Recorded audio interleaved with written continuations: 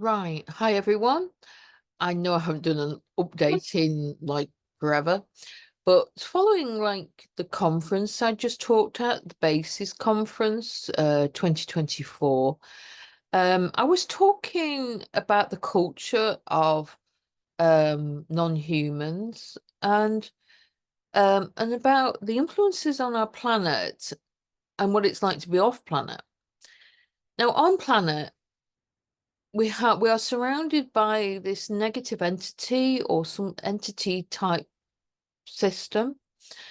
It's all around and it feeds constantly in the background, even if you don't, even if you're not aware of it, be aware that not all your thoughts are your thoughts.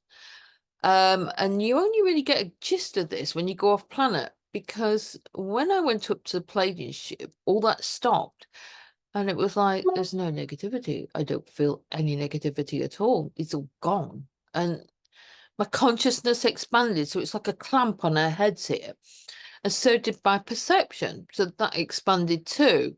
So we're kind of dumbed down here. Like, uh, even it's like head clamp, basically, or mind and consciousness clamp. And it's a very heavy density down here. Now, I do believe this is going to change, but those negative entities are trying their best to destroy all life on Earth through the so-called environment and all the rest of it, because these psychopathic leaders globally are just controlled by them, and they don't even realize it. But there's one thing to understand as well. As somebody's profile increases or a little red flag goes up that, oh, somebody has a bit of influence or something like that, then that highlights to these negative entities, whether it's the Draco or whether it's other entities, that the satanic, demonic entities, which is a kind of name for this negative energy. Because what happens is it's like they pick up on that and it's like, oh, we can't have this person doing that, can we? They actually might change things. So to keep the status quo, they then target those individuals, whether it's Trump or Biden's senile, but anyway, or even Putin or any of these global leaders. What they don't always understand is their egos can be attacked. So any weakness or any flaw in anybody, it's not just them, any of us, as soon as you start going up the ladder, or if you just sort of disclose something or something like that, they can actually try and target you or your family or friends or anything else. There's lots of different ways they can do it. And so any weakness in your personality, which we all have, or any aspects of your ego that can be triggered, they will aim to amplify that. Now, this is very demonic in its way, because that's what the demonic do. They attack aspects of yourself. So if there's a weak point, they'll go for it. Now, but once you pick up that, or if you've got very good friends, they can help and assist to see something's going on or something like that. And then once you spot something's going on, then you think, oh, that's an aspect of my personality I need to work on, or that's an aspect of my ego, or that's an aspect of my circumstances. So no matter how hard they hit you, or it may be weakness, that's another thing they target. So if you're afraid of something, they'll target that. If you get high enough up, they'll start targeting that. And so it's about standing in your truth too. So it's about being truthful, which I do. I just say it as it is, as far as I know. And I mean, I'm open to change of opinion as I get more information. So nobody's perfect.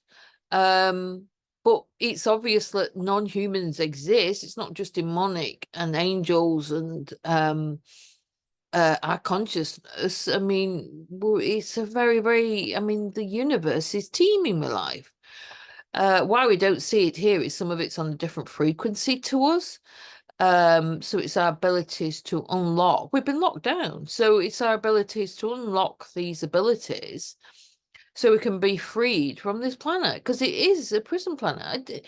There's no reason at all, no matter what planet you're on, and it's not just this planet, any planet, that you are not in communication with a lot of other beings. And I've only known this planet that you don't communicate psychically. It's like it's 101 of general communication. You communicate psychically. You don't. And then on here, on our planet, there's so many different languages you've got to learn as well, like French or German or Russian or, it's just, and nobody can know all the languages. Now computers can start translating and they can have translators, but quite often words get misunderstood from different languages. Well, that causes conflict in itself. And also values. I mean, it's not about taking some other country or something like that, or raping it of its resources. It's about working together. And that is what doesn't happen on our planet. The truth movement doesn't work together. The negative, well, it's easy for them to work together because all they're doing is destroying everything. So that's quite easy, actually. They don't need to work together. They just need to destroy things. So that's easy. Working together is far more difficult. But love is at the heart of it, but we are facing challenges. One of the main challenges that's coming up is food security. I've been looking into this. I look at food yields country by country.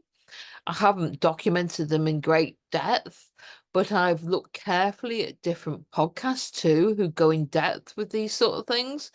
And food yields globally are going down, not just through environmental issues, which are solar led mainly, but also geoengineering and pollution by the corporations and GMO and things like that. All these do not, monocultures, all these are bad practices. You've got monoculture, you've got one crop. Well, if something happens to that one crop, it's gone. So what I believe we need in, especially in United Kingdom, which is a great place for this, is very small permaculture farms. Now, this means it can be 1 acre, 5 acres. You can expand it high bigger than that, but you need more people and hands-on. So everybody's working together. It's a community, it's whatever. But in a way that's completely changed from what we got now. I mean, there are some sites that I'm finding, like on Facebook and that, which is about people are offering help for accommodation. So in other words, I'll help you on your land if you let us stay on there with our van or something for a bit, and then we'll move on to somewhere else. Well, this is great, but all the course governments are against this. So even as a landowner, you've got no freedom to allow that. You're not allowed to stay on your own land, obviously. There is the One Planet development, but the criteria for that is so tight. Very few people have managed it, and it's so constrictive, especially if you've got relatives you need to look after, things like that. But we do need to work with the environment. That's the thing. But globally, crop yields are down. Globally, some of the countries are becoming more protective, like India are not exporting like they used to. China's still producing, they're still exporting, but of course they're having issues. Russia are doing well, but of course we're in the West supposed to be in the conflict with Russia. Why? He's like, well, that's another story, isn't it? Obviously it's stupid, isn't it? And Ukraine is as criminal as anything. So it's not the Ukrainian people. My heart goes out to the Ukrainian people. My heart goes out to the Russian people. My heart goes out to any people throughout the world, from any country, who are good people. There are good people in every single country on the planet.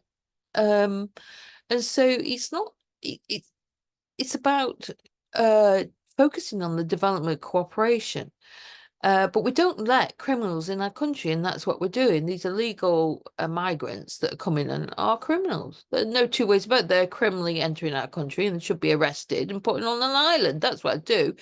And before that, I would use the Navy or Border Control, and I'd hire more boats. You turn around, get back to France, we'll help you there, or we'll blow your boat up, or just plunder it. Now, that seems extremely harsh, but no, because they are invading, they are criminals. You don't let criminals come into country because they're going to kill us. No doubt about it. They're going to be used partly as a force against us and partly as a force, and you don't know who you're letting in. So it's you, like in the Second World War, you didn't go, oh, Nazis, oh, you can come in, just, oh, you have a right to be here. Oh, by the way, we'll give you a phone and we'll give you money and everything. And oh, come on, Nazis. Yeah, we want you here. Feel free. You just don't do that. But as I said, there's good people throughout the world. And these young men are being used as tools as well. So I do have empathy with them to a certain extent, but there's a lot of vicious ones coming in. And the prisons apparently in the Congo and other areas are being emptied and being sent to Europe and America. So this is not good. We're talking the worst forms of criminals there are. And it's our right to protect our borders from them. Plus the fact we cannot provide enough food for these extra people. It's impossible. We need to be self-sufficient in providing food for our own country. All these people need to be returned, all of them. Yes, give temporary stay to people who are at war or something like that for certain countries, especially within Europe, but other countries no. And as for Islamic people, they should be going to the other Islamic countries to be seeking asylum. Sorry, that's it. Our culture is different, full stop, with the exception of a few who are from those countries who are not Islamist or not radical Muslims or something like that. But you have to carefully go through their bios. No messing around and letting anybody in. We've got the Muslim Brotherhood that were given asylum here. I mean, they're one of the worst terror groups there is. And Egypt cleansed themselves of them. So where do we go? Here. So we've got a lot of these negative groups in Britain, and London is the heart of a lot of negative groups. I can't stand the energy in London. It's so evil. It's just I just will not go to London. Nope. London's out for me. I'm not going to London. There is too much negative energy there. It's just been built up by centuries of negative groups being there, being the heart of evil. But in a way, Britain or United Kingdom it's meant to be the heart of the world, actually. This might sound weird, and it's like, well, surely every country can say that. But this is energetically, there's a few places on the planet that are really powerful with ley lines and things like that, but Britain is one of those hearts. And of course, this has been utilized by the negative. That's why London has the City of London, which is totally a law to itself. And not subject to the common law. But what we need to do is progress forward, as I said, with food production quickly. We've not got long. So grow your own, and growing is really difficult now because especially this year, as farmers here in Britain have found, it's been horrendous. The weather conditions have been horrendous. Things aren't great. But it's observing what is growing and isn't growing. Well, you can't do that when you're a normal farm. You've got your one crop or your two crops or whatever. You've got to plant at some time. If they fail, you're in trouble. And this is where the permaculture comes in, because you spread your crops from plants that are even okay in Siberia to plants that can survive in more tropical areas. But I do feel that chances are the Gulf Stream is going to be cut off. So it's going to get colder here. This doesn't mean to say we're going to hit an ice age here, but it means that we might reach temperatures like Canada, so -20 in winter, but maybe hotter, drier summers. So but not yet. Obviously, it's in flux at the moment. But because it's in flux, we need a variety of plants that can survive any conditions. Well, if you multiply that throughout the country, and also bear in mind we do have to protect nature and the environment, not in the way the corporations are doing it, which is rubbish. Like, I looked in to grants with regards to planting trees, and they want over 1,000 something or other per hectare. Well, that's overplanting. It doesn't space them out enough for our country, because we need them spaced out, especially for forest horticulture, because of our light levels. So you're not doing anything environmental by cramming trees together, because wildlife can't exist that way. It has to have space and diversity and things like that. So the more diverse plants you've got, the better. And also perennials are a good idea. So perennial plants that you can eat are very good. And a diverse variety. I've been looking at all different plants and wondering what I can plant and what I can afford to plant as well.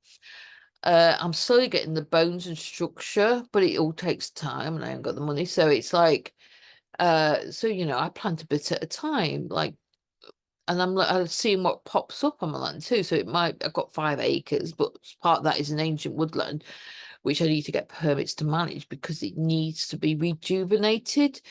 Keep the beautiful old oaks there, which are gorgeous, but manage some of the other. But if you touch anything like that, you're in trouble. But what I've noticed is there's very old coppice there that needs sorting out and things like that, and to help reduce any form of disease, because all trees are under stress because of all this, and so are all plants are under stress. But we can do what we can to improve that, and they can flourish. So we've got that aspect, but we need to move away from the normal systems. And animals play a vital role in that as well. It's no good saying we can go vegetarian. I have been vegetarian, which some of you might have known, and I was vegetarian for nearly 10 years. And it was because of the trauma from witnessing people being taken into by reptilians into a warehouse and slaughtered. So I felt akin to the animals who go into abattoirs, and I couldn't touch meat at all. But I found I got very ill and I've had to start eating meat. So I do eat beef, I bless it in that. And I don't particularly want to eat meat, but it's something I'm having to do. But of course, plant is alive too. It has a nervous system, not like ours, but it has a nervous system. But yes, I find I've had to eat meat. Well, this is something they're not touching on, that maybe some people can survive purely on vegetarian or vegan, but I can't. Now, it could be my blood group, it could be my genetics, I don't know. But I found I just can't do it. It could be the way they've grown crops and I've not had enough of the right vegetables. I'm not sure, but at the moment I'm having to eat a bit of meat, and it took a lot to start eating meat again. And ideally, I won't eat too much, but I'm looking at animals in the future like rabbits, and goats, and not sheep, because sheep can be quite difficult, actually, for me anyway. It might not be for other people, but for me it's going to be quite difficult for sheep. But goats are apparently really difficult to keep in their pens, so it's going to be a challenge. I've already got some chickens. Well, I've been learning over the last few years pros and cons of chickens. I've got blue Orpingtons, which I do love. They're so friendly. They're great. The Silkies, they're okay, but they just get mud clots, and especially in our climate, they very easily get they've got feathered feet, and because of that, they get like mud balls. So you're having to break them off all the time carefully because it's so delicate. So they're a bit too challenging for our, and they can't get wet. Well, we've got wet climate, haven't we? So anyway, but I do like the blue Orpingtons. So those I've had to rehome a cockerel because I hadn't moved permanently on my land, and they were like, oh dear, I don't think we're not allowed chickens anyway. So the neighbours will be like, the cockerel growing, I don't think I can keep that. But it's doing well. It's lovely. It's on an organic farm, so it's happy. And hopefully next year I'm going to be applying and everything um more for field numbers and all that lot, which I don't want to do, but I'm going to have to do it because I'm going to have to comply with that aspect. As for the rules with chickens, this is not good. In October, I know they're bringing in some sort of rule about you got to register all chickens and fowl, and it's like, this is like, yeah. So we can then force you to vaccinate them to give them bird flu because it doesn't exist. It does not exist. There may be various diseases and there may be other things that they get, but in the wild, if there was the wild birds are fine. They've not suffered from it. It may be to do with EMF and the frequencies that have killed some of the birds. But when they've tested them, it's so few have had bird flu. It's negligible. It's nothing. It's like a couple of birds in like so many tests that they found dead, and it's like not even worth a thought. So yet they're pushing it, and it's like, yeah, because they want to control the food. So what do they do to control the food? They kill all the chickens, don't they? And then they kill all they've got now diseases so-called coming in with the beef, with the not beef, with the cows. And all these, it's all it's all to control our food. Yeah, they're attacking cows more than any other creature. And actually, beef is organic beef is the most beneficial, actually. It really does give you a lot of energy. But you need organic beef. You need grass-fed, organic, good quality beef, not your shop additive ones, which is not good.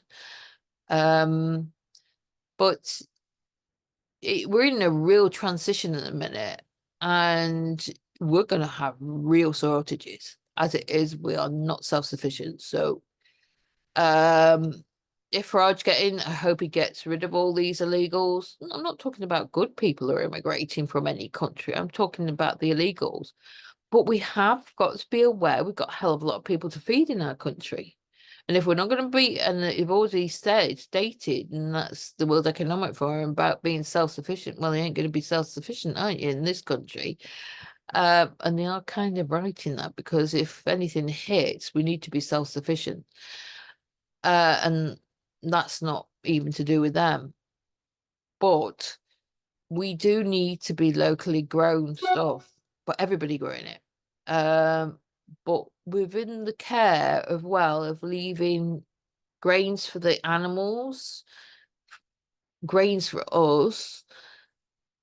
So we need to consider the environment too. And I do believe they should, to a certain extent, rewild some of the areas, but in a better way, because it also might be a fallback in times of crisis. If you've got animals who can live themselves without being handled by humans, then that's a food source anyway, if it comes to it. In other words, animals that can survive in your environment.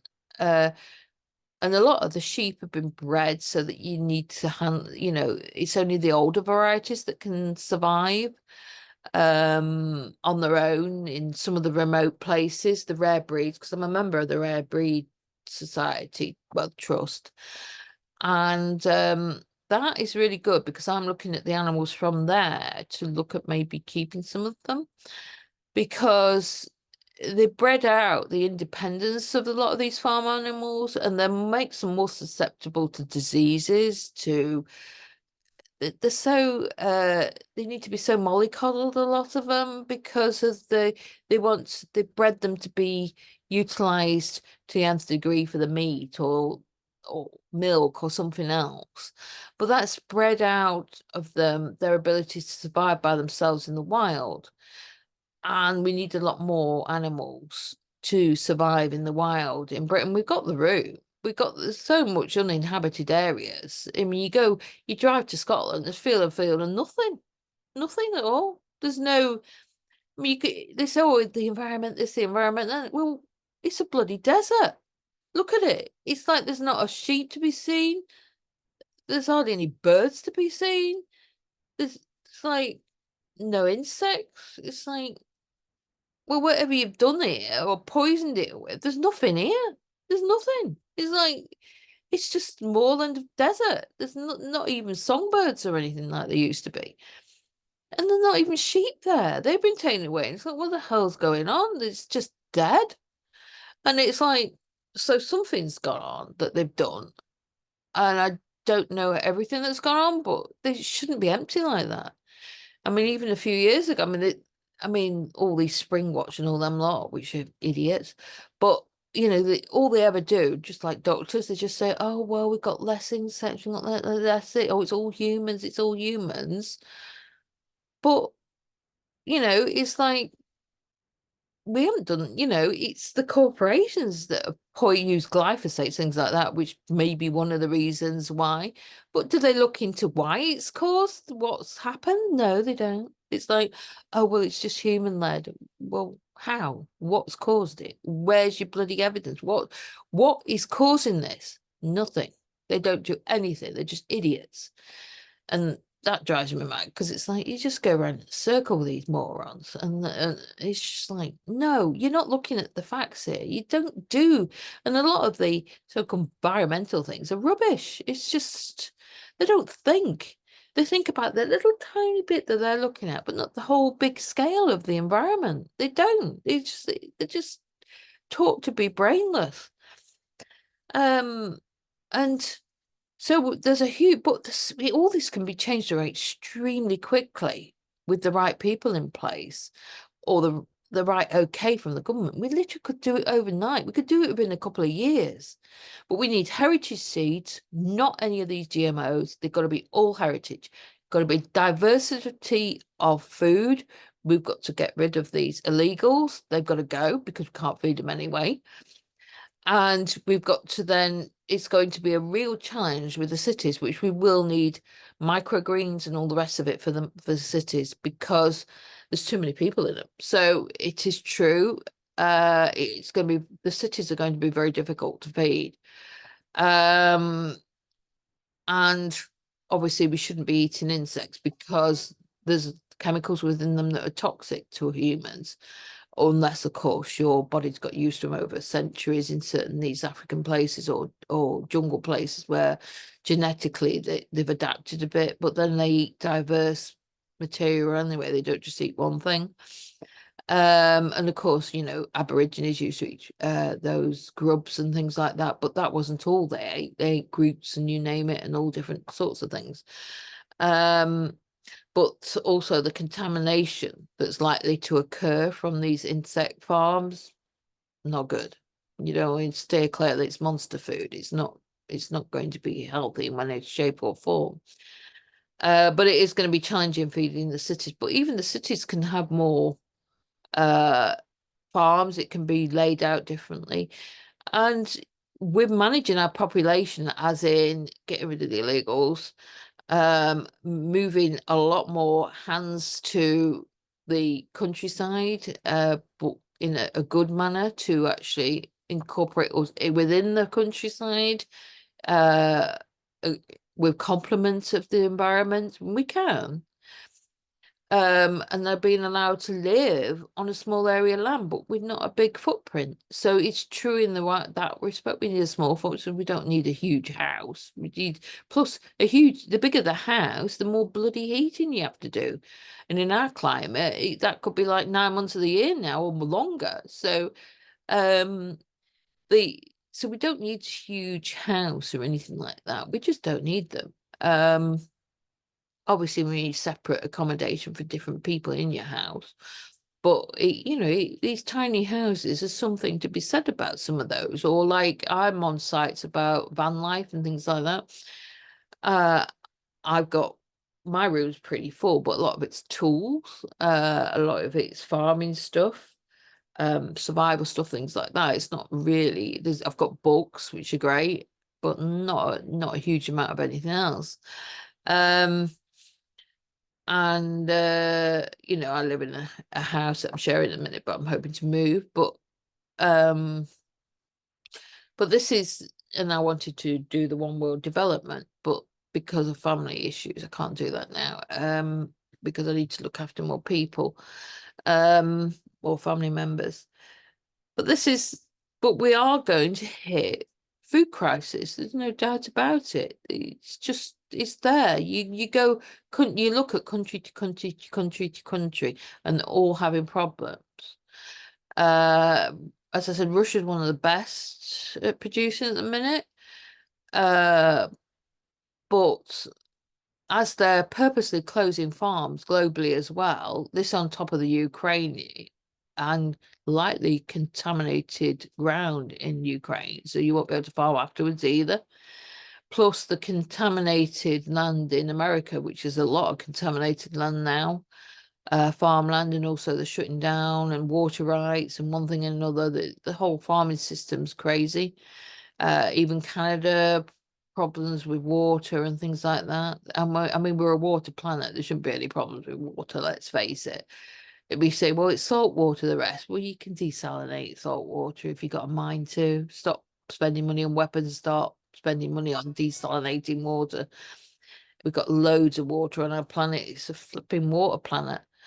So actually there shouldn't be any problem whatsoever with water, but there is. And then our reliance on the internet infrastructure, which if we get hit by a major solar flare, is going to be gone instantly. So, and it's not going to come back for quite some time, if at all. So if like a Carrington level event occurs, which may happen next year, it may happen after that. And then you've got the possible pole shift that's coming up. Then in the future, there's no doubt about it, we've got to be locally producing. And we've got to have measures in for evacuating people to higher ground, things like that if necessary. And we need to create underground bases where we could take a lot of people. Britain's never done anything for us. Never done anything. Switzerland, it's like Swiss cheese. They've got bunkers for everybody. Every single person has got a bunker or a bunker they can go to. Not in Britain, no. Like, oh, a few people at the top and that's it. The rest of you can just perish. So here it's particularly bad. They don't provide things for the general public yet. They've done everything to destroy us for hundreds of years. Here it's been particularly bad. The slavery system, especially in the Industrial Revolution, which was pretty bad. I mean, you know, as I said, the dark satanic mills and the working conditions were just appalling. Life expectancy extremely low, breeding people, basically big families, half dying, whatever, but as many as they can to pump into the factories to just use and discard. Which is like some of the places now that still exist, especially in Africa. And we're really unhealthy as a country, and I'm not healthy. I mean, I'm trying to get my health back after being targeted, but not just that. I'm trying to find decent food. Growing it's been a learning curve, and I'm not so self-sufficient at the minute because I'm to and fro from different areas. And so I can't just focus on one area to get it going properly, which I'm hoping to do shortly. But you know, but everything's been put in our way to even achieve that. You know, the rules and regulations are there not to help us to achieve that. And what they're using is fines, isn't it? You're fined for this, you're fined for that. Well, it's all very well if you're super rich, even if you had to pay these fines, which you don't, it's nothing to you. But if it's all the money you've got saved up, that's it. Everything's gone instantly. You know, like they take your car for the littlest, smallest thing. Well, that's your only car. You can't afford to buy another one. And it's gone. And then you're left with debt, and then everything's gone. Just the rug's just pulled out of you just within seconds. That's what they're using. It's a technique of bankruptcy. And then they'll go, well, you're homeless now, aren't you? So they're just I mean, like the World Economic Forum, you'll own nothing and be happy. Well, it was you'd be surveilled 24/7, own nothing and be happy. Well, I hard copied that one. I didn't have it on the internet. I hard copied it and printed it out. But because I realized what that meant and what they were aiming for us literally to own nothing, and they're doing it very well, thank you. They're just like, oh dear. It's a slow noose that's coming. Now, hopefully we can stem the flow of this. If Farage can get in, if Labour get in, oh dear. They're going to fast track, aren't they? So it's chances if they do get in, we're in for a very difficult time, but we are anyway. So actually, in the long run, if a solar flare occurs, it might stop the oligarchs of the world from actually implementing the complete death system. So it's the problem is people are going to die either way. That's why I'm hoping to stave it off for a little bit and help develop something if the right people get into place. If not, it's going to be extremely difficult. But for goodness sake, grow your own. Now I haven't touched much on non-humans, but our planet is not controlled by who we think. It's there are very good non-humans, but our planet's owned at the moment by not too positive a group.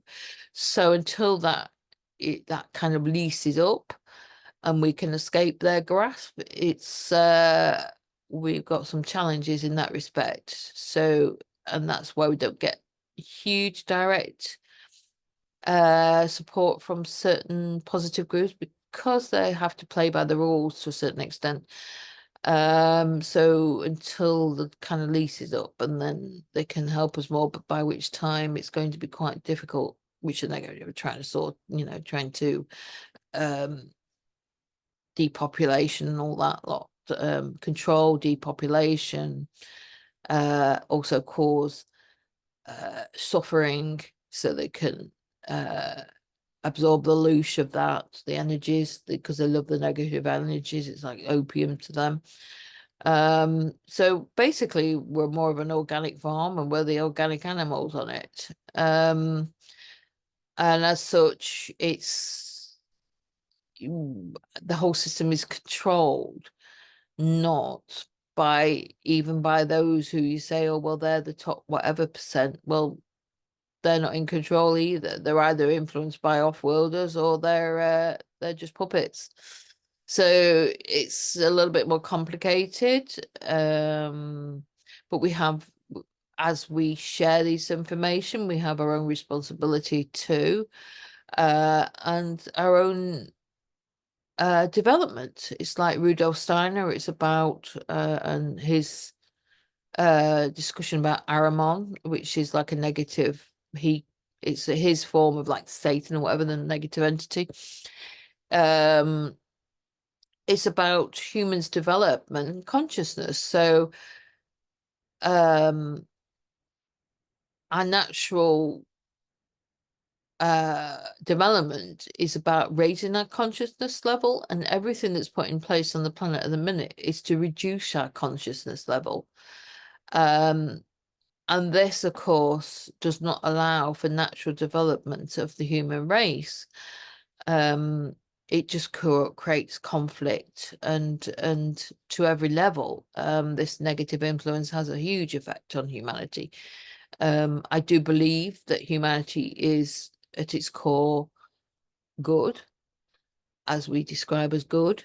It has a capability of progressing to higher consciousness, and it's been thwarted by these negative entities that actually swill around our whole planet, and not all our thoughts are our own. So it's been trying to be aware of what are our own thoughts and what are not our own thoughts to whatever level you are, whether it's high up in business or lower down or anybody. So the negative entities love conflict. So any form of conflict, this side, that side, conflict, and they don't care. It's like, yeah, brilliant conflict. We can absorb that energy, can't we? But then there are situations where one side are going to come and kill you. So you have to defend yourself. You've got no choice then, have you? He's like, oh, well, I don't want conflict. Well, you got no choice then, have you? You either fight to survive or you die. It's one of the two. So these are certain home truths about it all. And we're up against it at the minute. But we could quickly change this around really, really positively. It wouldn't take long. couple of years with the right framework instantly put in, it literally could be changed around. We could be self-sufficient within a couple of years. It take a hell of a lot of effort, but we could do it. And animals play a vital role, because the circle of life, you need animal manure to actually help. It's not just the compost from the vegetation, you need animals too, to complete the circle.